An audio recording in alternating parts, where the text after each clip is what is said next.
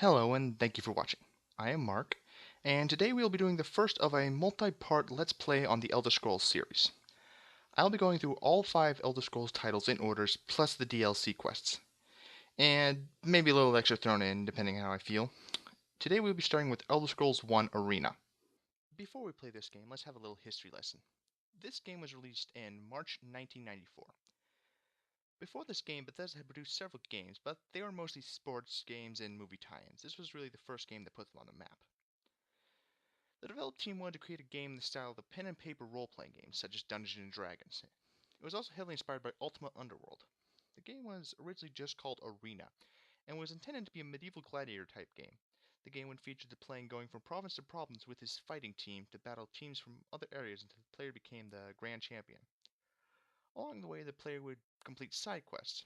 However, as development progressed, the side quests became more important and the arena battles less important.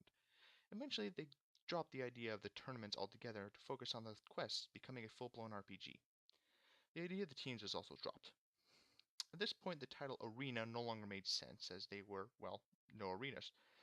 They justified this by saying that Tamriel was very violent, like an arena. Ugh. They also added the preface to the Elder Scrolls to the titles. However, most agreed that the team had no idea what the Elder Scrolls even were at the time and didn't really decide until later. So basically what I'm going to do is I'm going to start up Arena and I'm going to be playing through the first dungeon in this episode. Just so you know, the first dungeon in this game is extremely difficult, so I'm going to die several times probably, especially since I'm playing as a mage character. But I should be able to get done within 10-15 minutes.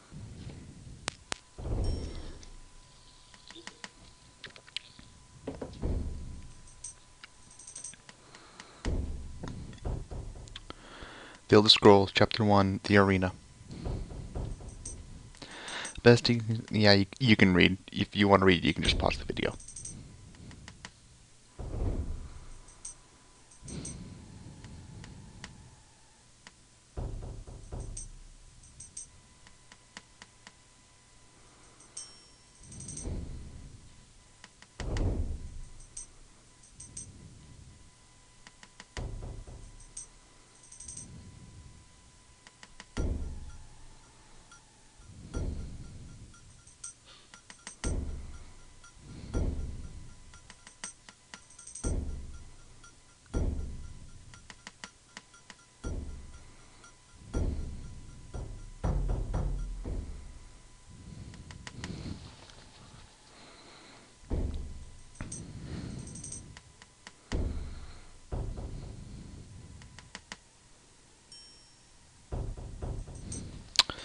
Now we're going to start a new game.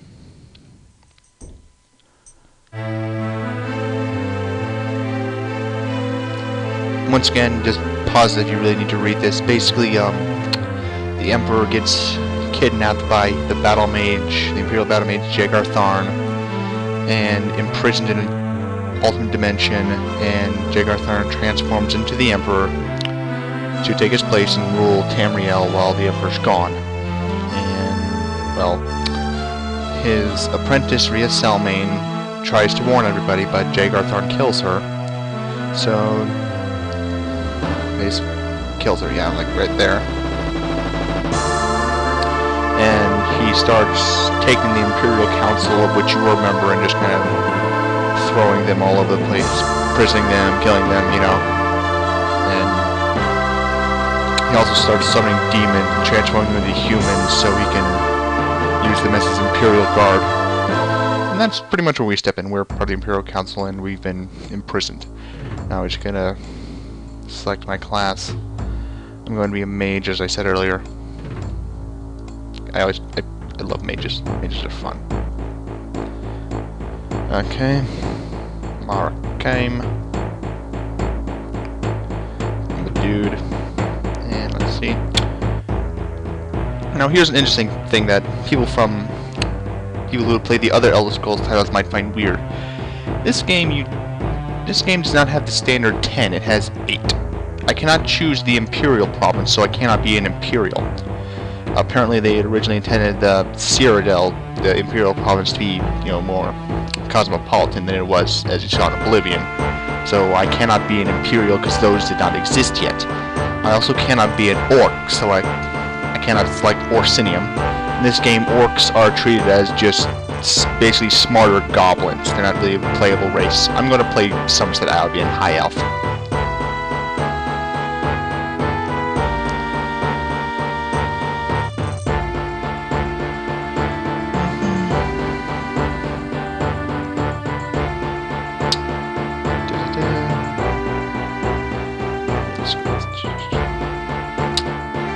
Okay, now, remember when I told you this game was inspired by Dungeons & Dragons? Well, here you can see this very well. I actually have a freaking character sheet right here. I need to distribute my intelligence, my skill points, and my intelligence and willpower. And here's the thing, I can actually re-roll my stats. That's pretty much as Dungeons & Dragons you can get. Nope.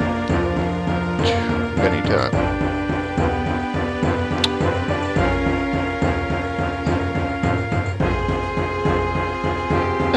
I'm better with that one. This one will work. Done.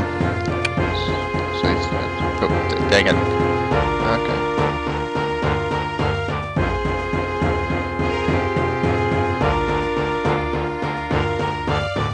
Yep, this will do. Okay. Done. Save stats. Now I get to choose my appearance. This really is pretty inconsequential, since you can't actually see your character in the game. It's all in first person. So I'll just give the black hair dude because I'm going to be black hair in the other games. Okay, and listen to Rhea selling here. Do not fear, for it is I, Rhea Shilnane. Listen to me. There are no others left to carry on this fight. You have been left in this cell to die. Hagarthar, Imperial Battle, Mage of Tamriel, has taken on the guise of the true Emperor. He does not see you as a threat, being only a minor part of the Imperial Court. In that act of arrogance, he has made his first mistake. Look to the north wall of the cell. You will find a ruby key which will unlock the door. Take it and make your escape. The passages here were once used by Tharn to hide treasures he had stolen from the Emperor's coffer. If you wish, you can gather enough to support yourself away from the Imperial seat. Be careful. There are many creatures which inhabit the sewers now, vile rats and goblins. It is too late for me, for I am already dead. Only my powers as a sorceress keep me between this life and the next. That power, however, is waning. Do not succumb to greed, or you may find these tunnels to be your final resting place as well. I can still work my magic to a certain extent. If you travel west from this cell, then south, you will find a shift gate.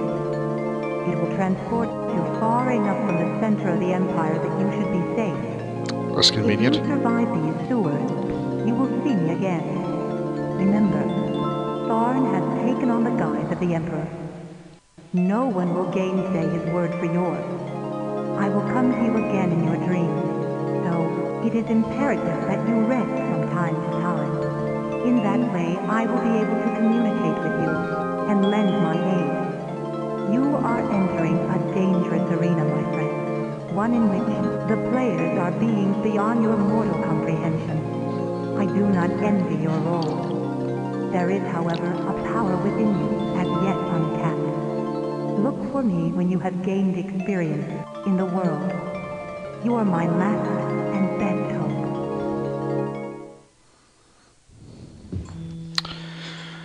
I'm going to save the game real quick because I'm probably going to die very quickly. Okay. Now, you can read that if you want to. It's not really important. Basically, we start this game like we do all Elder Scrolls games, in a dungeon. So I just need to break out of it, like always. Rather, really in prison, not necessarily in dungeon. You aren't really in the dungeon in Skyrim or Morrowind, but you're always imprisoned. Okay. Now there's a thing right here.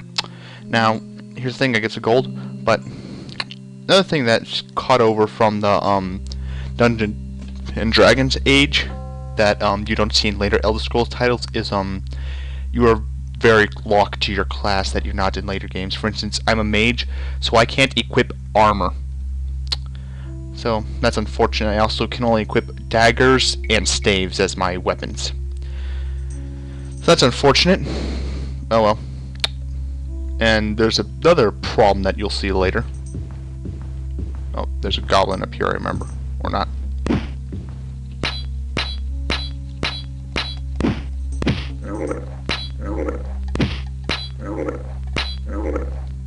Now, you might have noticed that my attack story is very clearly attacking him didn't always connect. This is, once again, a drawback from the... Oh, I got a staff, that's nice. This is also a drawback from the D&D inspiration. And people who've played Morrowind will see this. Even if you clearly see yourself attacking them, it's up to chance whether or not that will actually be registered as an attack based on your skill and, you know, what type of weapon you're using. Anyway, I'm going to save again because I just got a staff, and staffs are cool. Okay, also stronger than my dagger was. Alright, go west then south. Yeah, really, really far west, and really, really, really far south. This thing's pretty labyrinthian. Here, I'll show you the map. That's what I've gotten to so far. I've gone west, and now I just need to go south some more, and I'll be good. And there's a portal at the end of this for some reason, which is very, very convenient. Anyway, just need to keep going. Also, this is from the olden times, like Doom and Doom 2 and other DOSBox games. Before you will be able to look up, I can only look from side to side.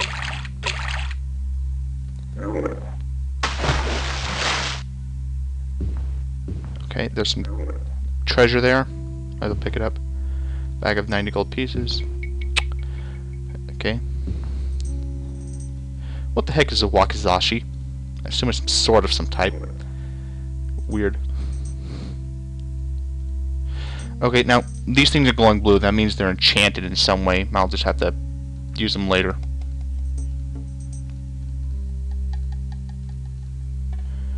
Alright. I'm going to save again.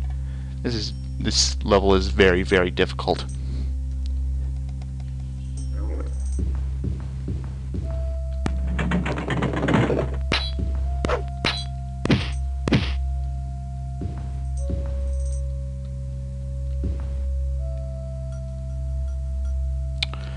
Got some gold. I don't need a dagger.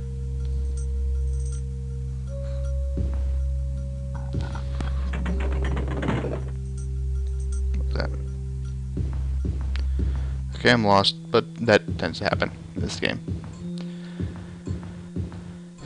Go west and then south. Thanks, Ria. Big help. Oh well. You also can't attack while you're swimming, so that's difficult. If you get... Okay, I'm gonna heal myself. Now you notice how little that went up? Problem, that's about as far as you're gonna get with this spell. You have a nice page. I can cast one spell and then I'm done.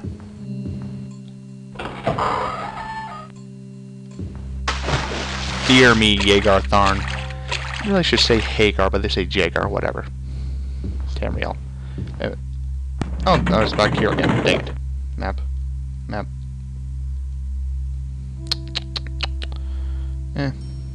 I know where to go now. Go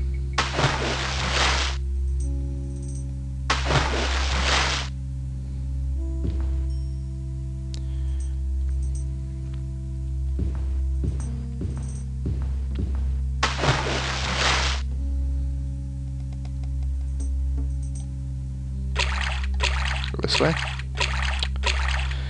Anyway, this thing's much bigger than I'm showing you, but you cannot last very long in here, so you really need to get out of here as quickly as possible. You'll find some loot in here that's nice, but none of it's really important.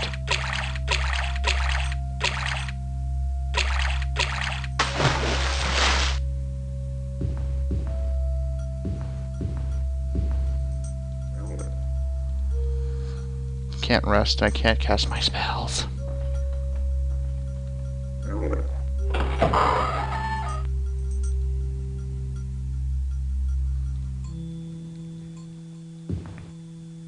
And I died. Okay, let's try again. I should just let me skip the load save game. More time. Now let's see where I am. Okay. Let's keep going. I remember where I am now. West and then south.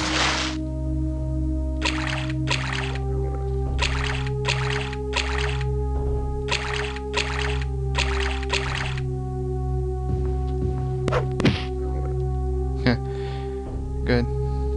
Okay. Going to save again, just in case. I'm at the point where I could be killed by 2 solid hits if I was unlucky.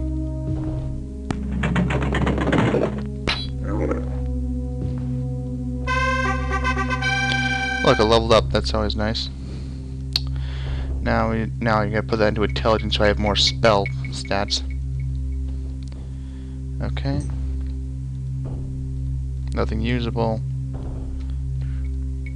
Bag of gold. Map. Exit. I'm gonna save since I just leveled up. Always save in this game. You don't get the same leeway you do with the later games, unfortunately.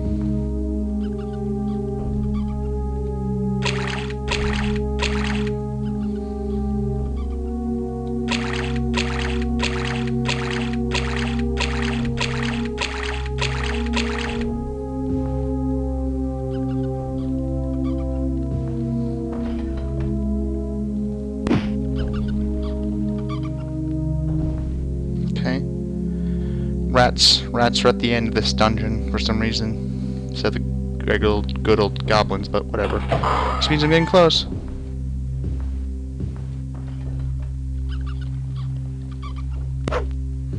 Okay.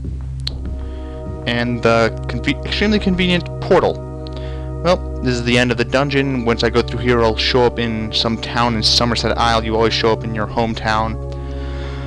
So I'll go through here, and that'll be the end of the dungeon, and I'll see you next episode.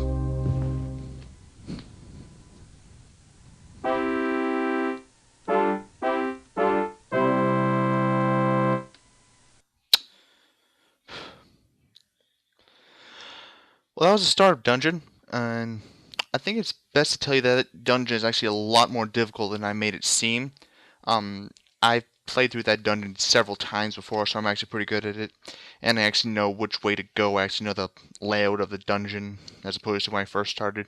When I first played it, it took me near 20 tries to get through it, but I've played this game a few times before, so I was able to get through it without too much trouble. I actually only died once. That's a new record for me, so I'll have to keep track of that. Anyway, the next dungeons, they'll have stronger monsters, are actually, in my opinion, a lot easier because you have the opportunity to grind and level up between levels, and you have the ability to gain better spells and new equipment. So that's what I'm going to do. I'm going to level up some, I'm going to gain some equipment, some better spells, and I'll talk to you next time.